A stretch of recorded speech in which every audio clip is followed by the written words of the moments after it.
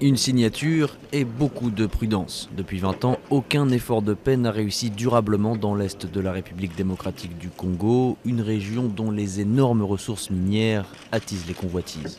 Le mois dernier, une question avait fait échouer les négociations.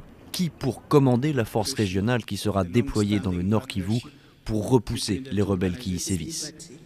Les pays des Grands Lacs se sont finalement ralliés à l'idée de fusionner cette unité armée avec la mission de maintien de la paix de l'ONU. Cette signature est un événement significatif en soi. Mais ce n'est que le début d'un processus qui exige un engagement constant.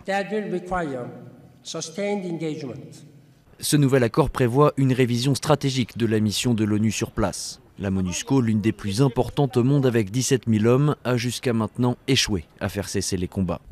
Une révision stratégique, cela pourrait vouloir dire la création d'une brigade d'intervention plus à même d'en découdre avec les différentes rébellions.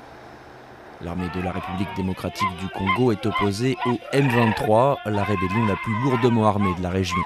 Issue d'une mutinerie, elle a lancé une offensive en accusant Joseph Kabila de ne pas avoir respecté les termes d'un accord de paix datant de 2009. En novembre dernier, le M23 prenait Goma, la principale ville de l'est de la RDC, avant de se retirer, en échange de l'ouverture de négociations avec Kinshasa, des négociations qui piétinent toujours.